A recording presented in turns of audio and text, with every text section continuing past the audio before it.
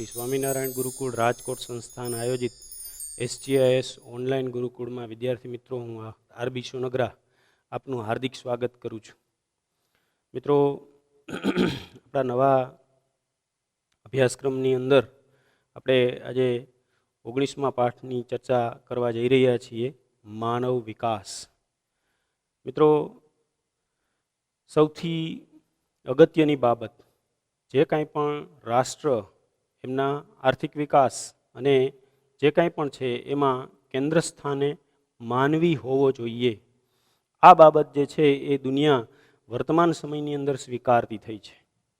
પહેલાં આર્થિક વિકાસને મહત્ત્વ આપવામાં આવતું હતું, આર્થિક પ્રગતિને મહત્ત્વ આપવામાં આવતું હતું, ઊંચા જીવન ધોરણને મહત્ત્વ આપવામાં આવતું હતું. પણ માથાદીઠ આવક કે રાષ્ટ્રની આવકના વધારાની સાથે સાથે દેશના લોકોના, તમામ લોકોના જીવનની ગુણવત્તામાં સુધારો થવો જોઈએ, એ બાબત જે છે એ વર્તમાન સમયની અંદર લોકો સ્વીકારતા થયા છે. અને આ જ વસ્તુ જે છે એ છે માનવ વિકાસ. કારણ કે માનવીના જીવનની ગુણવત્તામાં જ્યાં સુધી સુધારો ન થાય ત્યાં સુધી કોઈપણ રીતે માથાદીઠ આવક કે અન્ય પ્રકારે થયેલી આવકમાં વધારો જે છે એનો કોઈ ફાયદો માનવ જીવનને મળતો નથી. મિત્રો, પરિવર્તન એ સંસારનો નિયમ છે. જેમ જેમ આપણે પ્રગતિ કરતા જઈએ છીએ તેમ તેમ જે છે એ સમયની સાથે સાથે એ સમાજની અંદર વિવિધ ભિન્ન પ્રકારના પરિવર્તનો આવતા આપણને જોવા મળે છે. શિશુ ધીમે ધીમે વિકાસ પામી અને માનવ બને છે. માનવ આદિમાનવથી શરૂ કરી અને વર્તમાન જટિલ સમાજ વ્યવસ્થાના રૂપે વિકાસ પામ્યો છે. તમે જોશો કે આદિમાનવ તરીકે જીવન જીવતો હતો ત્યારે એની આખી સામાજિક વ્યવસ્થા, એમની આર્થિક વ્યવસ્થા જે છે એ કેવી હતી? એકદમ સરળ હતી. શું કરવા? તો કે એમની જીવન જીવવાની આખી પદ્ધતિ જે છે એની અંદર માત્ર અને માત્ર શું હતું? તો કે ખોરાક અને રહેઠાણ. અને એમાં પણ ખાસ કરીને પોતાની આસપાસ પોતાના સ્વાવલંબી જીવનને કારણે પોતે ખોરાક જે છે એનો સંગ્રહ નહોતો કરતો. પરિણામે શું હતું કે એને ખોરાક શોધવાનો, એમનું જીવન જીવવાનું અને જે છે એ વ્યવસ્થા નિભાવવાની, પ્રાકૃતિક અવસ્થાની અંદર એનું જીવન પસાર થતું હતું. જ્યારે વર્તમાન સમયની અંદર માણસે જેમ જેમ પ્રગતિ કરતો ગયો, સામાજિક વ્યવસ્થાઓ ઊભો કરતો ગયો, તેમ તેમ માણસનું જીવન જે છે એ વધારે જટિલ બનતું ગયું, ગૂંચવાડા ભર્યું બનતું ગયું. આ તમામ બાબતોની અંદર માણસ જે છે એ ધીમે ધીમે થતાં સમાજ વ્યવસ્થા અને અર્થવ્યવસ્થાના વિભિન્ન સ્વરૂપોનો વિકાસ થતો ગયો.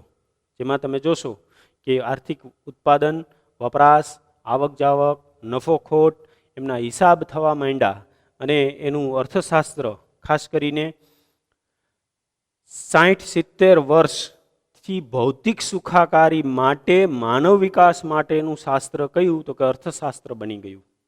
યાને કે જેટલા પ્રમાણની અંદર તમે આર્થિક વિકાસ કરી શકો, તમારી પાસે જેટલા પ્રમાણની અંદર આવકમાં વધારો થઈ શકે એટલા તમે સુખી, એવી માન્યતા એ દ્રઢ બનતી ગઈ. પરંતુ ધીરે ધીરે થતાં માણસના જીવનની અંદર જે ગુણવત્તામાં સુધારો થવો જોઈએ તે થઈ શક્યો નહીં. તમે જોશો કે દેશની કુલ રાષ્ટ્રીય આવકમાં થયેલો વધારો છતાં પણ દેશના લોકોના જીવનની ગુણવત્તામાં સુધારો ન થાય એવી પણ ઘણી બધી બાબતો જે છે એ આપણને જોવા મળી. તમે જોશો કે જુદા જુદા દેશો વચ્ચે આ બાબતની અંદર ઘણો મોટો તફાવત જોવા મળે છે. એ માત્ર જુદા જુદા દેશોની નહીં, પણ એક જ દેશના જુદા જુદા ભાગ, જુદા જુદા રાજ્યો અને એક જ રાજ્યના જુદા જુદા પ્રદેશોની અંદર પણ જે છે એ આ તફાવત એ જોવા મળ્યો. યાને કે જીવનની ગુણવત્તા સુધારવા માટે અન્ન, વસ્ત્ર અને આવાસની મૂળભૂત જરૂરિયાતો સંતોષવી એટલું જ જરૂરી નથી, પરંતુ શિક્ષણ, સ્વાસ્થ્ય અને મનોરંજન જેવી જરૂરિયાતો જે છે એ પૂરી કરવાને પણ પ્રાધાન્ય એટલે કે મહત્વ આપવામાં આવ્યું. યાને કે જીવન જે છે એ માત્ર પ્રાથમિક જરૂરિયાતો સંતોષવા પૂરતું મર્યાદિત ન રહેતા જીવનની ગુણવત્તા સુધારવા તરફ આગળ વધે એ માટેના પ્રયાસો આજે દરેક રાષ્ટ્ર કરતું થયું છે. એટલે માનવ વિકાસ આંકમાં ભારતની સ્થિતિ શું છે એનો અભ્યાસ જે છે એ આપણે આ પ્રકરણની અંદર કરવાનો છે. એટલે ટૂંકમાં આર્થિક બાબતોની સાથે સાથે માનવીની જીવનની ગુણવત્તા સુધરે એ બાબતને માનવ વિકાસ સાથે સીધો સંબંધ છે. તો હવે આપણે ચર્ચા કરશું મિત્રો માનવ વિકાસનો અર્થ. વર્તમાન સમયની અંદર તમે વર્તમાનપત્રો જોશો, ટીવીના માધ્યમો જોશો, સોશિયલ મીડિયાની અંદર જોશો, તો માનવ વિકાસ અને વિકાસ આ બંને બાબતો ઉપર એટલું બધું ફોકસ છે, એટલું બધું મહત્ત્વ આપવામાં આવ્યું છે, એટલી બધી ચર્ચા થાય છે કે આપણને જે છે એ અવારનવાર આ શબ્દો જે છે એ સાંભળવા મળે છે. માનવ વિકાસ એ શબ્દ જે છે એ માનવની ક્ષમતાઓનું વિસ્તરણ. જો અહીંયા યાદ રાખજો, માત્ર આવકની બાબત સાથે આ બાબત જોડાયેલી નથી, પણ તમારી પાસે જે ક્ષમતા છે, આવડત છે, એને કઈ રીતે તમે વિકસાવી શકો, એનું વિસ્તરણ કઈ રીતે કરી શકો. બીજી બાબત, પસંદગીનો વ્યાપ. વ્યક્તિને પોતાની પસંદગીનું ક્ષેત્ર પ્રાપ્ત થવું જોઈએ. સ્વતંત્રતા, એમનું સ્વતંત્રતા જળવાય અને માનવ અધિકારોનો વિકાસ થાય, તે બાબત સાથે માનવ વિકાસને સીધો સંબંધ છે. સમજાઈ ગયું? એને માત્ર આર્થિક બાબતો સાથે નથી. શિક્ષણ, આરોગ્ય, પોષણ અને સંસાધનોના નિયંત્રણ કરતા કંઈક વધુ બાબતો જે છે એ માનવ વિકાસ સાથે જોડાયેલી છે. એ આ બાબત સંકેત આપે છે. યાને કે માનવ વિકાસ એક વિશાળ વ્યાપ અને માનવ જીવનની ગુણવત્તાના વિસ્તરણનો પ્રશ્ન છે. અહીંયા એક વ્યાખ્યા યુએનડીપી દ્વારા આપવામાં આવી છે. સૌથી પહેલાં યુએનડીપી શબ્દનો હું તમને અર્થ સમજાવી દઉં મિત્રો. United Nations development programme.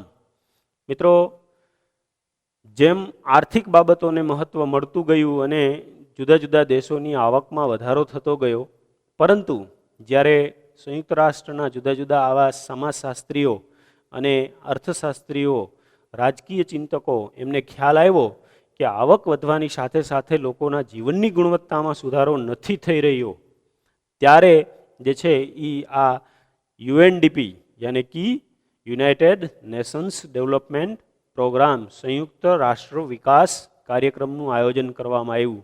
અને એના દ્વારા જે છે એ જુદા જુદા દેશો જે છે એમને એમની સ્થિતિ શું છે, યુએનડીપી એટલે કે માનવ વિકાસની બાબતમાં એમની સ્થિતિ શું છે, એમની જાણકારી જે છે એની અંદર આપવામાં આવી. તો યુએનડીપીએ સૌથી પહેલાં વ્યાખ્યા આપી કે માનવ વિકાસ એ માનવીની આકાંક્ષાઓ અને જરૂરી હોય તેવી જીવન નિર્વાહની સુવિધાઓ વિસ્તારવાની પ્રક્રિયા છે. યાની કે માણસની જે અપેક્ષાઓ છે, આકાંક્ષાઓ છે, એ જીવન નિર્વાહની સુવિધાઓ વિસ્તારી શકે એ સંપૂર્ણ પ્રક્રિયા એટલે માનવ વિકાસ. માનવ વિકાસ એક માનવ કેન્દ્રીય અભિગમ છે, અર્થ કેન્દ્રી નહીં. અર્થ યાની પૈસા, આવક નહીં, પરંતુ ભૌતિક સુખ સગવડો નહીં, પરંતુ માનવ જીવનની ગુણવત્તા, એને કેન્દ્રમાં રાખવાની વાત છે. દરેક માનવી, માનવ વિકાસનો ઉદ્દેશ દરેક માનવીને જીવનની એક સરખી પરિસ્થિતિ ઊભી કરવાની. દરેક વ્યક્તિ છે એના માટે જીવનની એક સરખી પરિસ્થિતિ જ્યારે ઊભી કરી શકીએ, એમાં ખાસ કરીને સાર્થક અને સર્જનાત્મક જીવન જીવી શકે વ્યક્તિ, પોતાનો આર્થિક વિકાસ કરી શકે અને માથાદીઠ આવકમાં વધારો એ અગત્યનો માપદંડ ગણવામાં આવતો. પહેલાં એવું નક્કી થયેલું હતું કે આર્થિક વિકાસ એટલે જ માનવ વિકાસ, અને આર્થિક વિકાસને માનવ વિકાસથી માપવામાં આવતો હતો. યાની કે કેટલા પ્રમાણની અંદર એ રાષ્ટ્ર અથવા તો એ દેશની માથાદીઠ આવકમાં વધારો થયો, દેશના કુલ આવકની અંદર કેટલો વધારો થયો, એના આધારે જે છે એ માનવ વિકાસ માપવામાં આવતો હતો. યાની કે કુલ રાષ્ટ્રીય પેદાશ, જેને જીએનપી કહે છે, gross national product. Gross national product યાની કે કુલ ઘરેલું પેદાશ. આ આવકમાં વધારો થાય એના ઉપર જ ધ્યાન કેન્દ્રિત કરવામાં આવ્યું. પરંતુ ખ્યાલ આવ્યો કે આ આવકની વધારાની સાથે સાથે લોકોના જીવન ધોરણની અંદર કોઈ ફરક પડ્યો નથી. લોકોની માથાદીઠ આવક વધવા છતાં જીવન ધોરણની સુખાકારીના વ્યાપને વિસ્તારી શકાયો નથી. એટલે માત્ર આર્થિક વિકાસ એટલે માનવ વિકાસ નથી, એ બાબત ધીરે ધીરે થતા લોકોને સમજાવા લાગી. યાને કે માત્ર આવક મેળવવાની બાબત નહીં, પણ આવકનો ઉપયોગ સી રીતે કરવો એના સાથે માનવ વિકાસને સીધો સંબંધ છે. યાની કે પૈસા તમે કઈ રીતે કમાવશો એ અગત્યનું નથી, પણ એ પૈસા કમાવાની સાથે એ પૈસાનો ઉપયોગ કઈ રીતે કરો છો એની સાથે એને સંબંધ છે. યાને કે સમાનતા, સ્થિરતા, ઉત્પાદકતા અને સશક્તિકરણ યાને કે એમ્પાવરમેન્ટ એ આ માનવ વિકાસની મુખ્ય આધાર સ્તંભો છે. તો આ થઈ મિત્રો માનવ વિકાસના અર્થની વાત. માનવ વિકાસ એટલે શું? જો અહીંયા એની વ્યાખ્યાના સંદર્ભમાં કેટલીક બાબતો આપી છે, સમજો. માનવીની પોતાની રસ, રુચિ, આવડત, બુદ્ધિક્ષમતા અનુસાર સફળ અને સર્જનાત્મક જીવન જીવવામાં સહાયક બને એ માનવ વિકાસ. સફળ અને સર્જનાત્મક જીવન કેવી રીતે? પોતાની ઈચ્છા અને પસંદગી અનુસાર એવી આપણે પરિસ્થિતિનું સર્જન કરવાનું છે કે જે પરિસ્થિતિની અંદર માનવી સ્વતંત્ર રીતે પોતાની આકાંક્ષાઓ અને અપેક્ષાઓ પ્રમાણે જીવી શકે.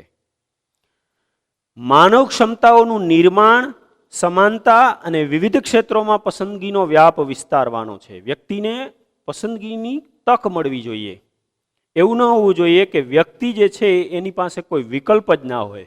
માત્ર એમ જ કહેવામાં આવે કે તારે આ જ કામ કરવાનું છે, અથવા તો તારે આ જ વ્યવસાયમાં જોડાવાનું છે, અથવા તો તારે તારા જીવનનો આ જ ધ્યેય કે દિશા નક્કી કરવાની છે.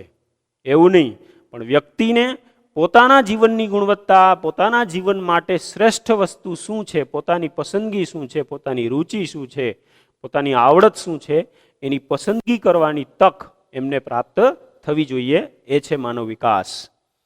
તંદુરસ્ત, આરોગ્યમય, સ્વસ્થ અને દીર્ઘાયુ જીવન જીવી શકે એનો વ્યાપ એ માનવ વિકાસ. માહિતી અને શિક્ષણ પ્રાપ્ત કરે એ છે માનવ વિકાસ. આર્થિક ઉપાર્જનની તક ઉપલબ્ધ બનવી જોઈએ દરેક વ્યક્તિને.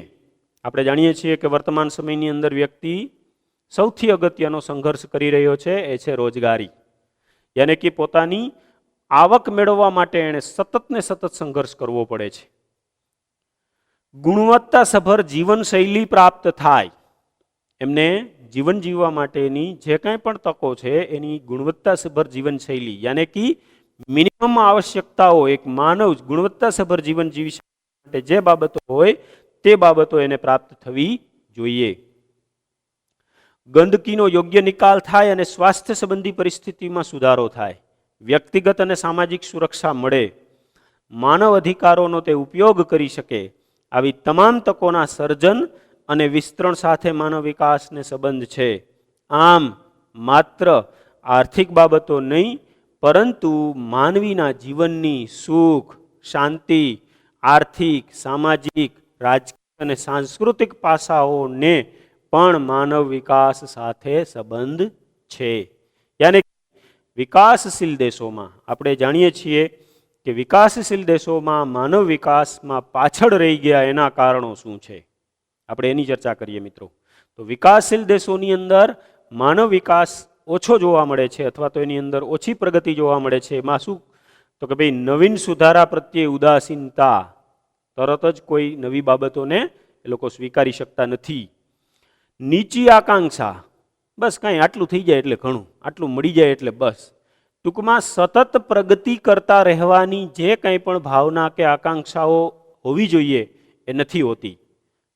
ત્યાર પછી નિરક્ષરતા, ભણતરનું પ્રમાણ ઓછું, સાહસ વૃત્તિનો અભાવ. વિકાસશીલ દેશોની અંદર આ સૌથી અગત્યનો મુદ્દો છે કે સાહસ વૃત્તિ જ ના હોય, સાહસ વૃત્તિ ડેવલપ જ ના થાય. કારણ કે વિકાસ માટેની તકો એટલી બધી હોતી નથી અને એની સામેના અવરોધો અનેક હોય છે. પરિણામે સતત નિષ્ફળ જવાનો ભય રહેલો હોય છે. એટલે સાહસ વૃત્તિનો અભાવ, વહેમ અને અંધશ્રદ્ધા, ધાર્મિક માન્યતાઓ, અને એમાં પણ ખાસ કરીને જ્યારે અંધશ્રદ્ધાની બાબતો જોડાય છે ત્યારે જે છે એ વ્યક્તિ જે છે એના પ્રગતિ ઉપર એની નકારાત્મક અસર પડે છે. જૂનવાણી માનસ, જૂની પુરાણી રૂઢિઓ, રિવાજો ઉપરાંત ભૌતિક અને કુદરતી સંસાધનોના અપૂરતા ઉપયોગ, યાની કે ભારત જેવા દેશો પાસે આપણે જાણીએ છીએ કે ભૌતિક અને કુદરતી સંસાધનો પુષ્કળ પ્રમાણમાં છે, છતાં પણ આપણે એનો પૂરતો ઉપયોગ કરી શક્યા નથી.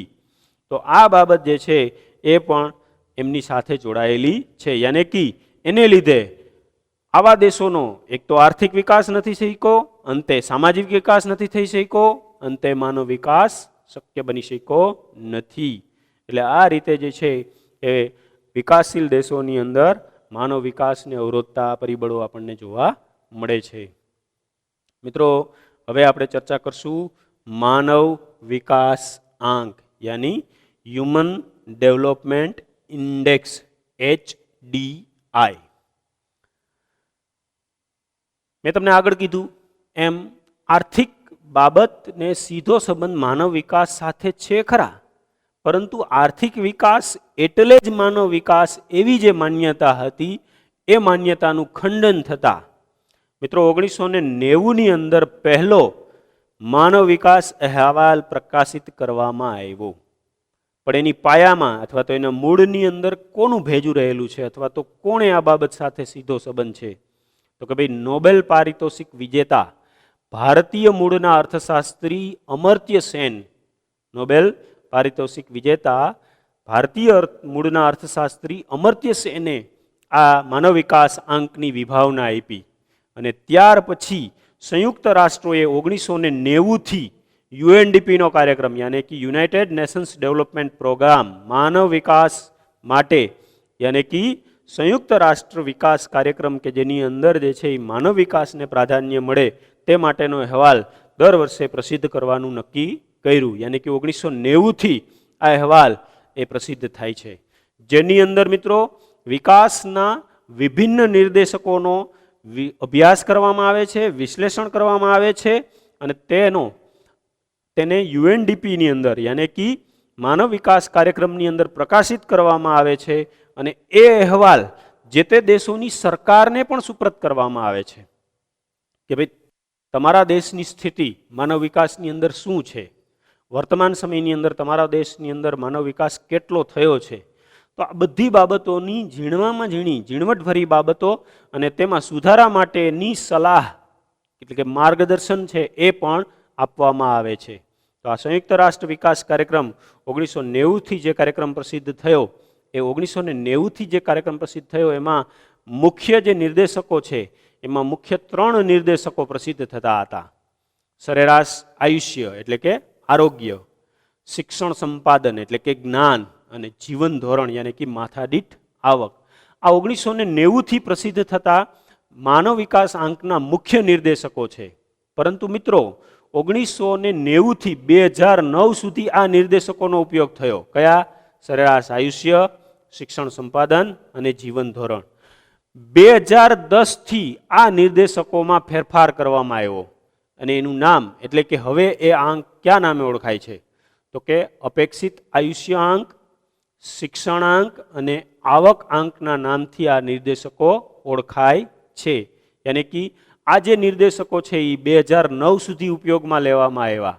2010થી આ નવા નિર્દેશકો જે છે એનો ક્રમ નિર્ધારિત કરવામાં આવ્યો અને એને ઉપયોગ જે છે એ કરવામાં આવ્યો. એમાં સૌથી પહેલા આપણે ચર્ચા કરશું અપેક્ષિત આયુષ્ય આંક યાની કે માનવીનું લાઈફ એક્સટેન્સી ઇન્ડેક્સ યાની કે ભવિષ્યની અંદર એનું સરેરાશ આયુષ્ય કેટલું રહેશે એ બાબત. તો કે આરોગ્ય અને દીર્ઘાયુ માપન માટે બાળકના જન્મ સમયે કેટલા વર્ષનું આયુષ્ય ભોગવી શકશે તે અપેક્ષાને અપેક્ષિત આયુષ્ય તરીકે ઓળખવામાં આવે છે, જેમાં મહત્તમ 83.6 વર્ષ અને ન્યૂનતમ 20 વર્ષ નિર્ધારિત કરવામાં આવેલા છે. માનવ વિકાસ અહેવાલ 2015માં ભારતનો અભ્યાસ કરતા એવી જાણકારી મળી કે ભારતનો લોકોનો સરેરાશ આયુષ્યાંક અને કે અપેક્ષિત આયુષ્યાંક જે છે એ કેટલો છે?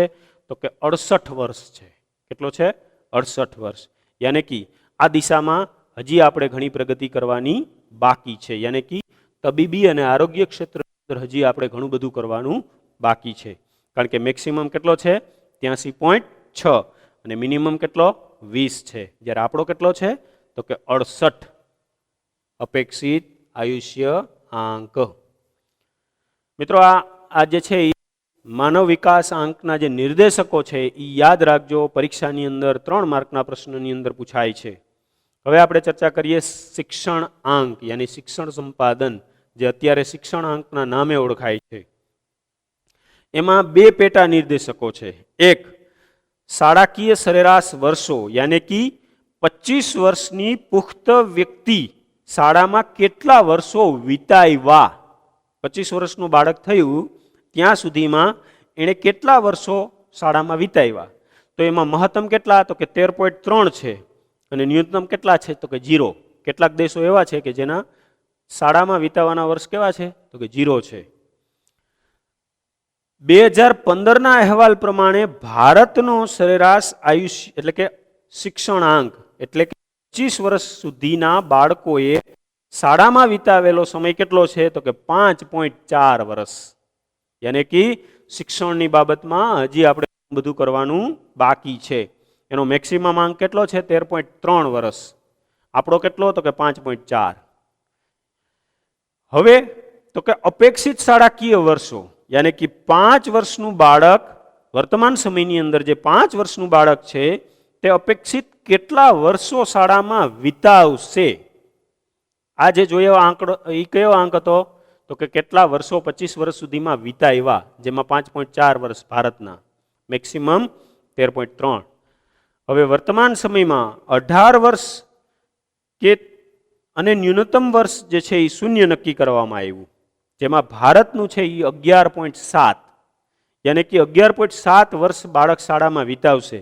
એટલે માત્ર એમ કહી શકીએ કે આપણે 12મા ધોરણ સુધી વિદ્યાર્થીઓ અભ્યાસ કરશે. વર્તમાન સમયની અંદર સરેરાશ જે બાળકો છે એ 12મા ધોરણ સુધી અભ્યાસ કરશે, યાની કે 12 વર્ષ શાળામાં વિતાવશે. 11.7 વર્ષ. સમજાઈ ગયું? જે મેક્સિમમ કેટલા છે, તો કે 18 વર્ષ છે. એટલે શિક્ષણના ક્ષેત્રની અંદર પણ હજી આપણે આગળ વધવાનું છે. ત્યાર પછી મિત્રો જીવન ધોરણ. પહેલાના જે જૂના નિર્દેશકોની અંદર એને જીવન ધોરણ તરીકે ઓળખવામાં આવે છે, વર્તમાન સમયની અંદર એને આવક આંક તરીકે ઓળખવામાં આવે છે. હવે જીવન ધોરણને સીધો સંબંધ શેની સાથે છે, તો કે માથાદીઠ આવક અને કુલ ઘરેલું ઉત્પાદ. યાની કે જીવન નિર્વાહના માપન માટે માથાદીઠ કુલ ઘરેલું પેદાશ યાની કે ગ્રોસ ડોમેસ્ટિક પ્રોડક્શન પર કેપિટા એટલે કે માથાદીઠ, જેને જીડીપી કહે છે, ગ્રોસ ડોમેસ્ટિક પ્રોડક્શન, અને જીએનપી, આ બંને સાથે પ્રસ્થાપિત કરવામાં આવ્યો. માનવ વિકાસ અહેવાલ 2015માં ભારતની માથાદીઠ કુલ રાષ્ટ્રીય આવક 5,497 અમેરિકન ડોલર હતી. 5,497 અને માથાદીઠ કુલ ઘરેલું પેદાશ 5,238 અમેરિકન ડોલર હતી. માથાદીઠ આવકની ગણતરી માટે જે દેશની આવકને અમેરિકાના ચલણ મૂલ્યની અંદર જ માપવામાં આવે છે, કારણ આપણે જાણીએ છીએ કે અમેરિકાનું ચલણ મૂલ્ય છે એ વિશ્વવ્યાપની અંદર વધારે માન્ય ગણાય છે. મોટા ભાગના દેશની અંદર વ્યવહારોમાં આંતરરાષ્ટ્રીય નાણાં તરીકે ડોલરનો વધુ ઉપયોગ થાય છે. એટલે આ જે માથાદીઠ આવક છે એ શેમાં માપવામાં આવે છે, તો કે અમેરિકન ચલણ મૂલ્યની અંદર. અને એમાં કયા સિદ્ધાંતનો ઉપયોગ થાય છે, તો કે પરચેજ પાવર પેરિટી યાની કે સમ ખરીદ શક્તિના સિદ્ધાંત અનુસાર આની ગણતરી કરવામાં આવે છે. અને એ રીતે જે છે એ જે તે રાષ્ટ્રનું જીવન ધોરણ કયા પ્રકારનું છે, આવક આંક શું છે, એની ગણતરી કરવામાં આવે છે. અને એના આધારે જે છે એ એના દેશની જે છે એ પ્રગતિ કે માનવ વિકાસની અંદર એણે કેટલી પ્રગતિ કરી છે એ દર્શાવવામાં આવે છે. તો આ છે એ માનવ વિકાસ આંકના મુખ્ય નિર્દેશકો. મિત્રો અહીંયા થોડીક બાબત આપી છે કે માનવ વિકાસ આંકની ગણતરી માટે પ્રત્યેક માપદંડનું અધિકતમ મૂલ્ય અને ન્યૂનતમ મૂલ્ય પહેલાં નક્કી કરવામાં આવે છે. યાની કે વધુમાં વધુ કેટલી પ્રગતિ થઈ શકે એમ છે અને ઓછામાં ઓછી કેટલી રહેશે એનું મૂલ્ય નક્કી કરવામાં આવે છે. અને ત્યાર પછી એની ગણતરી કરવામાં આવે છે અને ત્યાર પછી એનો આંક નક્કી કરવામાં આવે છે. તેનું મૂલ્ય 0 થી 1ની વચ્ચે, માનવ વિકાસ આંક જે છે એનું મૂલ્ય કેટલું, તો કે 0 થી 1ની વચ્ચે, યાની કે મિનિમમ 0 અને મેક્સિમમ 1. કોઈ પણ દેશનો માનવ વિકાસ આંક એ મહત્તમ 1ના મૂલ્ય સુધી પહોંચવા માટેનો તફાવત સૂચવે છે કે હવે હજી એને કેટલું કરવાનું બાકી છે. દાખલા તરીકે કોઈ રાષ્ટ્ર છે, ઘણા રાષ્ટ્રો એવા છે કે જેનો માનવ વિકાસ આંક છે એ 0.944, જેમાં ખાસ કરીને નોર્વેનો 0.944, તો એ મેક્સિમમ છે. હજી એણે કેટલું માનવ વિકાસની અંદર આગળ વધવાનું બાકી છે. ભારતનો કેટલો છે તો કે 0.609, તો હજી ભારતે અડધી મંજિલ કાપવાની બાકી છે. તો આ બાબત સૂચવે છે. આ તફાવત દેશ દેશ વચ્ચેના માનવ વિકાસની તુલના પણ ઊભી કરે છે, યાની કે કયા દેશમાં માનવ વિકાસ સારો છે, માનવ વિકાસની દિશામાં કેટલી પ્રગતિ કરેલી છે, એના આધારે દેશના વિકાસની ગતિ આગળ પાછળ કેટલો છે તે બધી બાબતો જાણી શકાય છે. પણ શેના આધારે તો કે માનવ વિકાસ આંક, હ્યુમન ડેવલપમેન્ટ ઇન્ડેક્સ, યાની કે માનવ વિકાસના નિર્દેશકો દ્વારા માપવામાં આવે છે. તો અહીંયા મિત્રો જે છે એ આપણે માનવ વિકાસ આંક અને માનવ વિકાસના અર્થની ચર્ચા કરી. હવે પછીની ચર્ચા જે છે એ આપણે નેક્સ્ટ પીરિયડની અંદર કરશું. જય સ્વામિનારાયણ.